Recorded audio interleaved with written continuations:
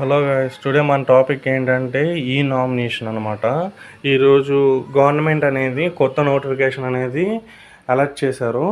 చూడండి, మీకే అర్థమవుతుంది.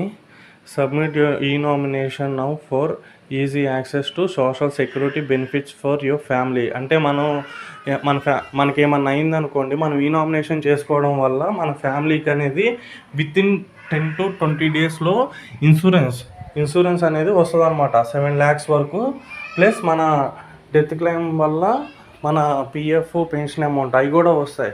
ఇలా మొత్తం అమౌంట్ అనేవి మన ఫ్యామిలీకి అందాలంటే ఒక 20 డేస్లో అందుతాయి. ఒకవేళ ఈ నామినేషన్ చేయించుకునే వాళ్ళు ఎవరైతే ఉన్నారో వీళ్ళు, మళ్ళీ చెప్తున్నాను, డాక్యుమెంట్స్ సరిగ్గా లేవు, ఆధార్ సరిగ్గా లేదు, పాన్ సరిగ్గా లేదని చెప్పి ఆ డాక్యుమెంట్స్ లేవని, ఈ డాక్యుమెంట్స్ లేవని ఆఫ్లైన్లో చాలా డబ్బులు గుంజుతారు. బట్ మీకు అయినా సరే పని అవుతుందా లేదా అనేది కూడా తెలియదు.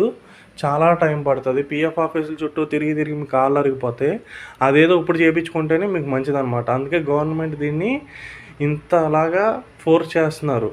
ఇప్పుడు వాళ్ళు ఏకంగా మనల్ని బెదిరిస్తున్నారు కూడా. చూడండి, ఇప్పుడు మనకు గవర్నమెంట్ కరెక్ట్గా 5 అవకాశాలు ఇస్తుందన్నమాట. మనం పిఎఫ్ ఓపెన్ చేసిన ప్రతిసారి వాళ్ళు ఈ అలర్ట్ మెసేజ్ అనేది మనకి డిస్ప్లే చేస్తారు. ఇంతవరకు ఒక 5 times వరకు చేస్తారు. అయినా సరే మీరు నాకు ఎందుకులే అని వదిలేశారంటే కనుక మీది క్లెయిమ్ చేస్తారు. చూసారా, 31 Form, 19 Form, 10C Form, 10D ఇలాంటివన్నీ బ్లాక్ అయిపోతాయి మీకు.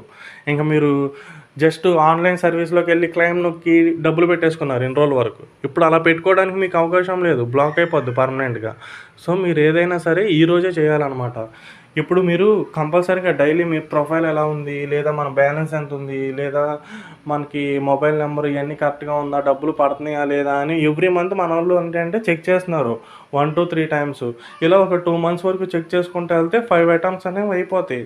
అయినా వాళ్ళకి తెలియక దీన్ని చేయించుకోకుండా నెగ్లెక్ట్ చేశారంటే కనుక ఇంకా పర్మనెంట్గా మనకి టెంపరీగానే చేస్తున్నారులే.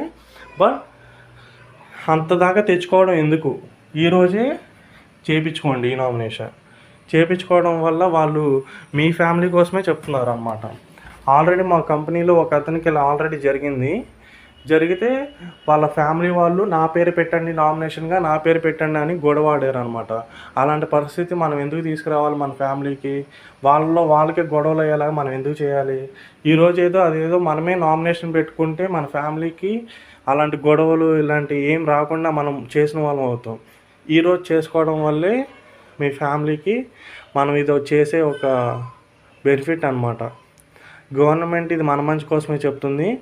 ఎవరు అపార్థం చేసుకోమండి. చక్కగా ఈ నామినేషన్ అనేది చేసుకోండి. దీనికి కావాల్సిన documents only Aadhaar card, photos అంతే.